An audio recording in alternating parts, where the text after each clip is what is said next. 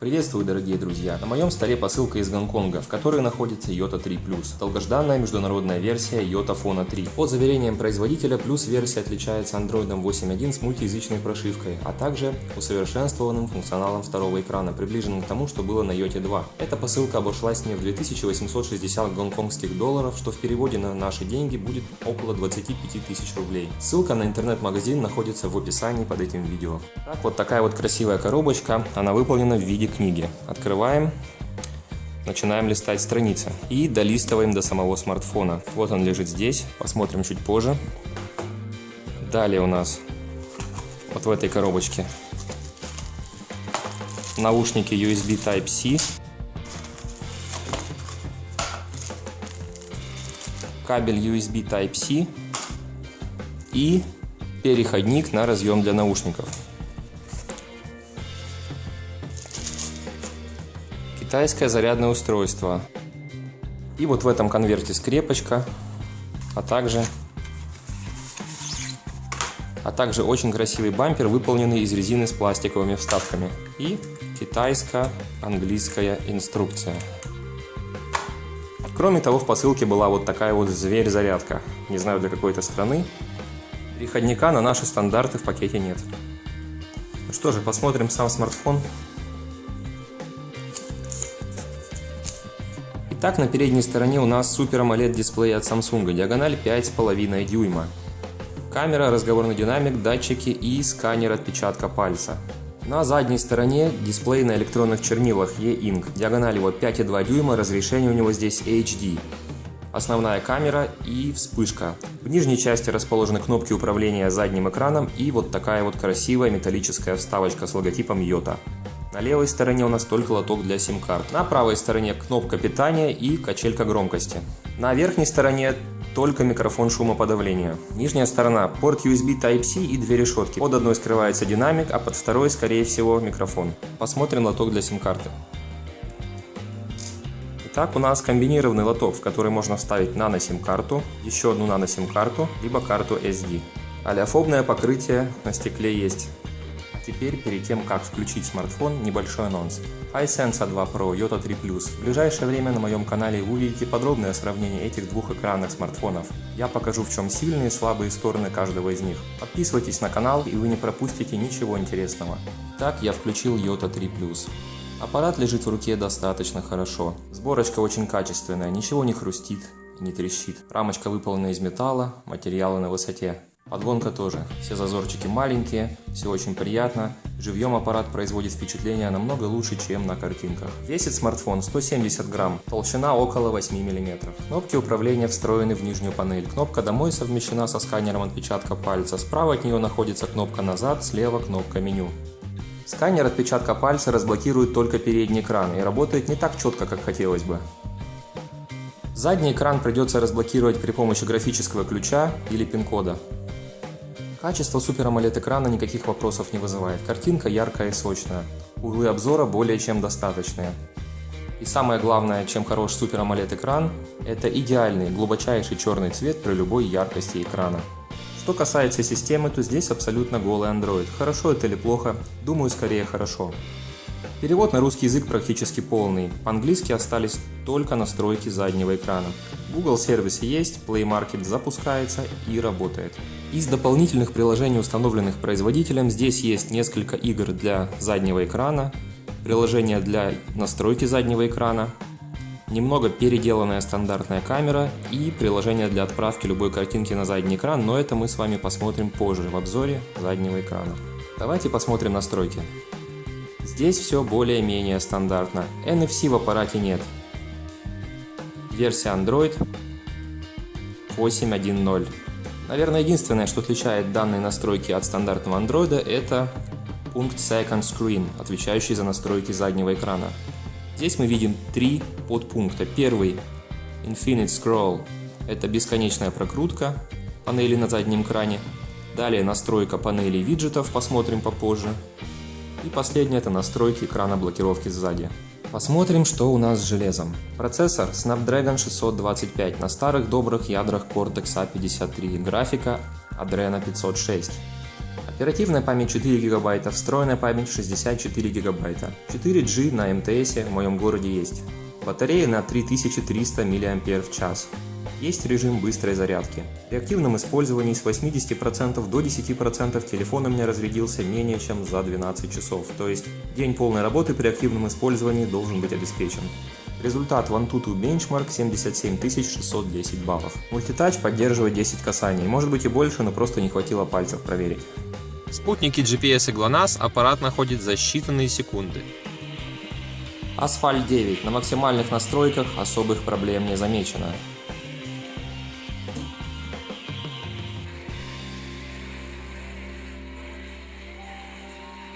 Танки с высоким уровнем графики идут без видимых тормозов.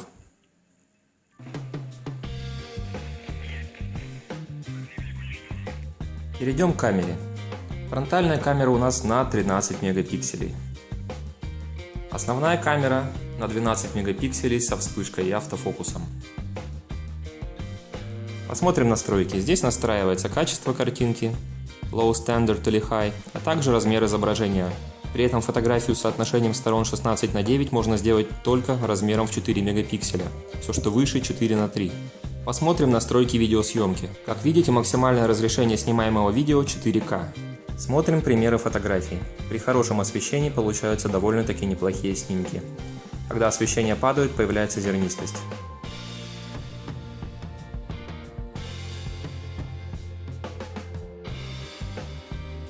Образец съемки видео. Разрешение Full HD 1920 на 1080. При активации приложения камера на заднем экране появляется изображение вот такого вот красивого ретро-фотоаппарата. Стоит также отметить, что съемка селфи возможна основной камерой, используя задний экран.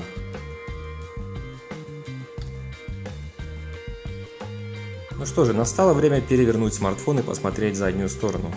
Включив телефон, мы видим вот такую картину. Это панель виджетов. Здесь следует отметить, что использование телефона с двумя экранами имеет несколько иную философию, чем использование обычного. Поскольку E-Ink это всегда включенный экран, то вся нужная информация находится у вас перед глазами постоянно. Вам не нужно каждый раз разблокировать аппарат для того, чтобы посмотреть время, пропущенные звонки и сообщения. Давайте рассмотрим данную панель. На этой панели мы видим два виджета. Первый виджет — это часы, совмещенные с уведомлениями. Здесь в реальном времени можно прочитать любые уведомления, которые приходят на наш телефон, будь то социальные сети, пропущенные звонки, сообщения, вообще все что угодно. Далее у нас идет погода в Гонконге, 22 градуса и значки для быстрого запуска любых приложений. Также по умолчанию у нас есть вот такие вот варианты. Как видите, часы с календарем, просто календарь за 4 месяца. Ну и вот такая вот заставочка, просто красивая картинка, часы и уведомления. Настройки заднего экрана производятся с переднего экрана. Для этого здесь есть вот такое вот приложение, называется Second Screen. Чтобы добавить панель, нужно нажать на плюсик. Можно задать фон либо черный, либо белый. Давайте попробуем с белым фоном. Вот мы видим список виджетов по умолчанию, которые можно установить на эту панель. Здесь есть различные виды календарей, различная компоновка прогноза погоды, живые обои, часы различного вида и очень полезные виджеты, нотификация и часы. Это как раз те виджеты, которые показывают все события в телефоне в реальном времени. Давайте попробуем поставим вот такие вот часы. Следующим виджетом я поставлю прогноз погоды. Вот такой вот. Окей. Погода автоматически определила мое местоположение. Шувалово, Озерки. Ну и вниз под виджеты я, наверное, накидаю приложений. У меня здесь будет телефон, чтобы позвонить. Сообщение, чтобы почитать и пописать. Пусть будет WhatsApp. Ну и Яндекс.Навигатор. Результат получается вот такой вот. Эту панель можно сделать домашним экраном, и тогда она будет по умолчанию всегда отображаться сзади. Давайте попробуем. Посмотрим на результат. Вот что получилось. Если поменять цвет фона панели, результат будет следующим. Помимо однотонного фона на панель можно добавить обои. Либо выбрать готовые из предустановленных, либо загрузить любую свою картинку. Давайте попробуем поставить вот такую вот картинку. У обоев настраивается яркость и контраст. Получаем вот такой вот результат. Помимо виджетов, предназначенных специально для заднего экрана, мы можем установить на панель абсолютно любые стандартные виджеты, тех приложений, которые установлены у вас в системе. Давайте посмотрим, как это делается. Я создаю новую панель, выбираю виджеты, другие, и здесь, наверное, я выберу первым виджетом Gmail, папка входящие. Изменю размер, а вторым виджетом я сделаю WhatsApp. Получаем вот такой результат. Теперь на заднем экране в реальном времени мы сможем увидеть приходящие письма и приходящие сообщения WhatsApp. Здесь стоит отметить, что вот таких вот панелей на заднем экране можно создать очень большое количество. Я насоздавал 12 штук и остановился, дальше пробовать не стал. Теперь поговорим о чтении. Встроенной читалки в Yota 3 Plus нет. Поэтому я скачал из маркета приложение FB Reader. Сейчас я покажу, как оно запускается на заднем экране. Для этого я в настройках моей панели удалю одно из приложений и установлю вместо него значок FB Reader. А также давайте еще раз поменяем обои, чтобы просто посмотреть, какие они бывают и как все это выглядит. Давайте я установлю вот такие вот обои. Set Wallpaper. Переворачиваем телефон. Картина получается вот такая. Здесь у нас звездное небо, планета Земля и появившийся значок FB Reader. Запускаем. Видно все очень хорошо. Странички листаются. Цвет фона можно инвертировать. Все настройки абсолютно доступны. Можно увеличить шрифт, уменьшить его и так далее. Здесь стоит отметить, что чтение книги на экране E-Ink равносильно чтению книги на бумажном носителе и не причиняет вреда глазам. Давайте посмотрим запуск приложений заднего экрана. Начнем с телефона. Здесь ситуация та же, что и на переднем экране. Есть избранные, есть недавние вызовы, есть контакты. Можно звонить, выбирая контакты из списка, можно набрать номер и вызвать. Маленькое неудобство заключается в том, что на этой стороне нет отверстия разговорного динамика, и для разговора телефон придется перевернуть. Далее давайте посмотрим Яндекс.Навигатор. Как видите, вот такая у нас графика. В принципе, пользоваться можно. Если нужно сэкономить заряд батареи, использование Яндекс.Навигатора на заднем экране может в этом помочь. Помимо прямого запуска приложений заднего экрана, можно отправить любое приложение назад из переднего экрана. Возьмем для примера YouTube. Зажимаем кнопку питания и нажимаем на кнопочку Move Application to Second Screen. Далее переворачиваем телефон, и YouTube оказывается на заднем экране. Это очень интересная функция, потому что, запустив одно из приложений на заднем экране, мы при этом можем свободно перевернуть телефон, открыть передний экран и продолжать пользоваться любым другим приложением.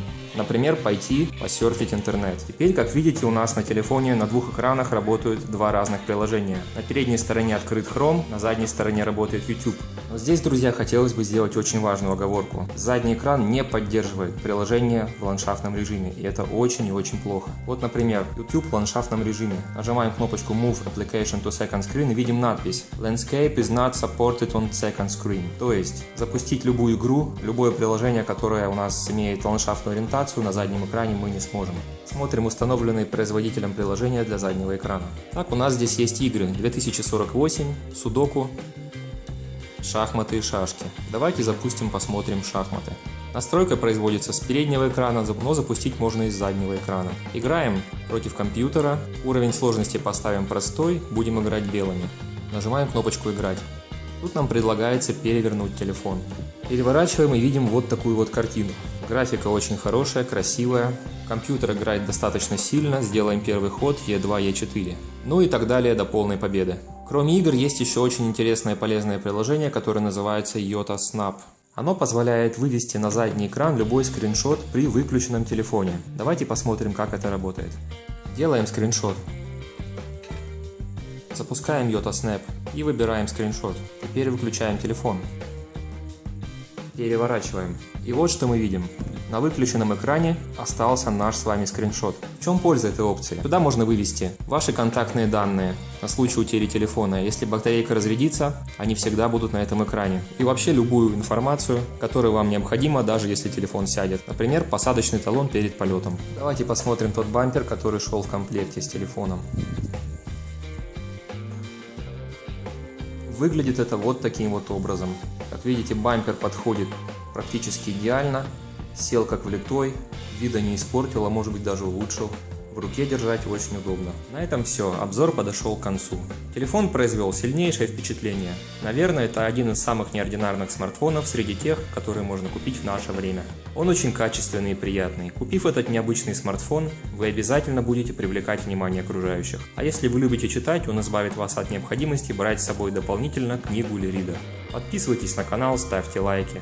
И вы не пропустите сравнение Yota 3 Plus и Hisense A2 Pro. Всего вам доброго!